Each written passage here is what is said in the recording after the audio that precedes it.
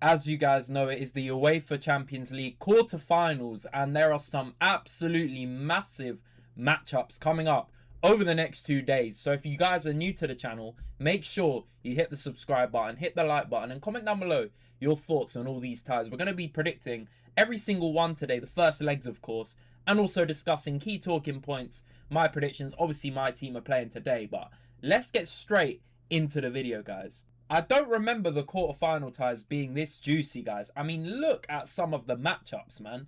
It's such a shame that UEFA always does this. This Real Madrid Bayern game is going to be top tier. I really wanted to watch it. But, of course, we're playing a massive game away at Sporting, and that's all I really care about. But we're going to talk about Real Madrid Bayern Munich first, because this is probably the best tie of every single one, because the matchups here are absolutely crazy. I mean, both teams, they have their injuries, but Bayern Munich's are not major ones. They're all backup or youngsters. So I expect this lineup's probably quite accurate. I mean, Musiala is actually injured, so that is a big one that's not on this list, of course.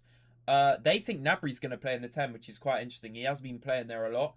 I wouldn't put it past Company to start Carl, but it is a huge game at the Bernabeu, so maybe putting experience first is the right shout. Harry Kane is back from his short injury. Luis Diaz, Olise, Kane. What a trio that has been this season. Kimmich, so underrated in my opinion still, with Pavlovic stepping up a lot this season. Stanisic, the back four, pretty self-explanatory, with Neuer obviously returning just in time. But Real Madrid, on the other hand, I mean, they are so up and down this season. Massive results against Man City, of course. But in the league, they are such a mess, man. You're losing to Mallorca. Guys, it's so bad. They're so inconsistent. Yes, they've got players back. Bellingham, Mbappe's back, Carreras is back. They've got a few players returning, and obviously Trent's playing quite well, but it's not a very good team still, guys. It really isn't, and their injuries are starting to pile up on and off. Now, Courtois is a huge loss, a huge loss. We know how key he is to Real Madrid because he saves them. He saves the Titanic. Like, he is absolutely incredible. One of the best keepers of all time, no doubt. But he is obviously out, with Lunin having to fill in, which he has done over the years. This back four, though, I'm not convinced at all. Defensively, they can really get caught out. And even the rest of the team, the midfield doesn't seem to be balanced all the time. And the attack as well, guys. Vinny and Mbappe, you don't know what you're going to get. Individually, there's so much quality here. But in terms of a team, it's not clicking 100%. And it's really not consistent. Now, Bellingham, could he start? Possibly. But I think Camavinga, there's been a lot of reports about him possibly being let go. I think Tchouaméni will definitely start. But we don't really know what Arbeloa is going to do. The front two of Mbappe, Vinny's pretty self-explanatory, with Valverde. On the right, he's been cooking as well. And he helps Trent defensively. I think that's really key. Rudiger and Huijsen is probably the partnership they'll go for. And obviously Carreras being back is huge. But with the front three Bayern have, guys, these three are absolutely incredible. And even defensively, Upamecano gets a lot of stick for big games, but he's been very good this season. And yes, Neuer's had a few howlers here and there, and Real Madrid will definitely score, but I'm not going to lie, guys. I don't think Real Madrid will get a result. I just don't see it happening. Now, I've said this in my previous video, like against City. City were heavy favourites, don't forget, and they got blammed 3-0. So you can never count Real Madrid out of the Champions League. They are Mr. UCL. They 15-time winners for a reason. So you can never count them out. And at home, this is where they need to make an impact, because they go to the Allianz Arena next. And yeah, unless Vinny does his Ballon d'Or campaign again, I don't know, man. I don't know. But this could be a draw, for sure. This could be a draw. But I don't see a way Bayern go and lose. We saw it the weekend as well. They were losing to Freiburg, and then they came back. And they rested quite a lot of their players, guys. You've got to remember that. Real Madrid have just come off the back of losing to Mallorca with some of their big players playing, guys. So, I don't know, man. I don't know. You know what? To predict it, I'll go with a 2-1 Bayern win. Maybe that's being nice, but I think Real Madrid, it won't be an easy game for Bayern Munich. Put it that way, but I think they will get a result for sure. But let me know what you guys think about that game right there, because this is going to be an insane matchup, and I really look forward to watching it back. Now, my team, obviously, Arsenal Sporting. I was going to do a separate video on this, but then I just thought, why not do it all in one? Because obviously we know everyone hates us. The hate's been piling on. Quadruple, which I don't think any smart Arsenal fan even thought we'd do that. I said it at the time. Absolute nonsense. It's never been done before. What makes you think we're going to do it? Come on. But yeah, this is a massive game for us. Our last 2 games have been defeats in cup competitions. We've been knocked out by Southampton, which I already made a video on. I need to erase that from my memory, guys. Really horrible, horrible game.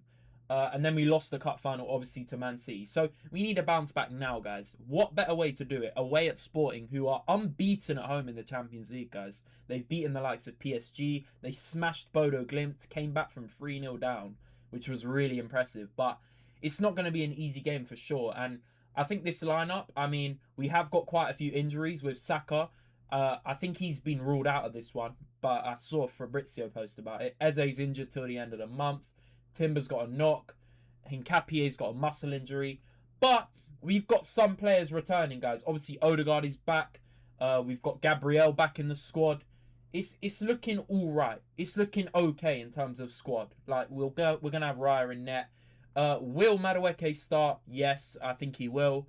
And Gyökeres back in the side against his former team. We've obviously, the last time he played against Sporting away, we smashed them in the Champions League last season. With Gabriel pulling out the celly, but different times. And Sporting will be up for it. They will see our recent form and be like, you know what? We can get at these guys at home, because the way we're playing, I don't even blame them. I'd fancy myself against this current Arsenal, the way we've played in the last 2. But I think we will be a lot better this game. I don't think in the Champions League, we know how teams are open, and that kind of suits us, because I think we'll be able to have chances. We just need to take them. But Sporting will have chances as well. And hopefully we can bounce back, because mentally, I know a lot of our players are going to be really, really frustrated with the last 2 games. It's going to be a massive game for our season. We need to get a result.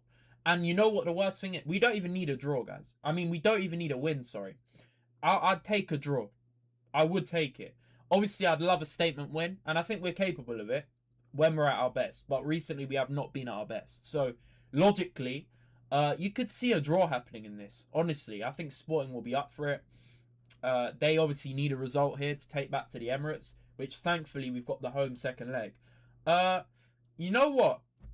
Because I'm Arsenal biased, I'll go with a narrow win, guys. I'll go with a narrow win, but I would not be surprised if it's a draw. And I really hope we don't lose, because that would be a little bit annoying. But I don't think we will. I think the boys will fix up. And we need big performances. I'd personally start Mosquera ahead of Ben White after his disaster class against Southampton. And the rest of this lineup, I'm not too mad at it. I think we'll fix up, hopefully. But Sporting will be up for it. I'll go 2-1 again with this one. I know it's a boring prediction. I've done it for both games. But I've got to back the boys. Come on, you Gunners. But let's get on to tomorrow's games. Because tomorrow's games are spicy as well. We've got Barcelona, Atletico Madrid. I believe this is the 4th time they've played each other this season. Maybe even 5th. Is it the 4th time? Because they played each other twice in the league. No, it's their 5th time. 5th. They've played each other in the Copa del Rey. And they've played each other in the league. 2 legs in the Cup. 2 times in the league. It's absolutely mad. Like, this is crazy. Absolutely wild. They literally just played them at the weekend as well. They just played them, guys. They just played them. And they won that game. Very late, but they did win it. Thanks to a Lewandowski winner, which was big for their season, because in my opinion, this is like kind of the league done in terms. Look at Real Madrid, man. Look how far behind they are. 7 behind. I don't see any way Real Madrid win this league. So I think they know mentally they're probably going to win this league. And this is a big game, because Atletico Madrid, they knew the league was done. So they are really going to be determined here to get a result. And with big players coming back, like Llorente, and obviously Alvarez, who's a brilliant player, Lookman back in the team, they're going to be up for it in terms of they know they'll get chances. Because Barcelona, we know, high line, we know with their defending, teams get chances, but it's about if you take them. And the thing is, with Barcelona, I hate the way people talk about them as if they're not capable of putting in absolute masterclass. We saw it against Newcastle. They absolutely destroyed them. That's what their attack can do. And yes, Rafinha is a huge miss. Huge blow. because he's out now for probably both legs. So you are looking at Rashford, the loanee, to step up. This is what he was brought in for. Big game for him. He's shown he can do it. Pedri, amazing player. Lamine Yamal, what a player. Like, these individuals are ridiculous. These are world-class individuals, Yamal and Pedri. So they are going to be up for it. Fermin Lopez has had an incredible season. You're looking at Kabasi and Martin, actually been a really good duo for Barcelona. Cancelo, Eric Garcia. This is probably quite an accurate lineup. I mean, De Jong is still out, which is a bit of a blow. We know how good De Jong and Pedri are. And Bernal got injured at the weekend, so he probably won't make the team. But Olmo, we need a big performance from him. And Lewandowski up front, I think he'll go with that. I think he'll put Rashford on the left, Lewa up front. I don't think Ferran will play. And they need to take their chances, Barcelona, but more importantly, Atleti do. Because we know Barca are going to attack. They're going to have a lot of chances, but defensively, they need to be on it. Atleti, I wouldn't put it past them getting a result in terms of a draw maybe, but I think Barcelona just have too much. And with Atleti, they're a very weird team. They're so unpredictable. One game they'll smash Barca 4-0, and then the next they'll nearly bottle a 4-0 lead, like we saw in the Cup. So I'm not sure. It's just about whether Griezmann and Alvarez will take chances, but I do think Barca will have too much for them in terms of midfield quality and attack, despite not having Rafinha. I'll go with a 3-2 Barca win. And that will leave it open for the second leg because they're going back to the Metropolitano. I think they take a 3-2 loss as well. But they need Alvarez, Lookman, players like this to really step up. And I think they can. But let me know what you think about that one, because that is a juicy matchup. That's going to be really good. And one of my favourite matchups, PSG Liverpool. Now, the way Liverpool are playing right now, you can't see any way they get a result. And as much as PSG have kind of dropped off from last season in terms, they're not as solid defensively. They're kind of all over the place at times, but the attacking quality will always be there. Now, Barcola is a big blow. Fabian Ruiz has been injured quite a few times, but look at Liverpool's injuries. Now, of course, a lot of these guys are not even main squad players, but you're looking at Conor Bradley, Alisson, who saved them last season. We saw in the round of 16, he put a man of the match performance away at PSG, getting them a 1-0 win. Isak obviously still out.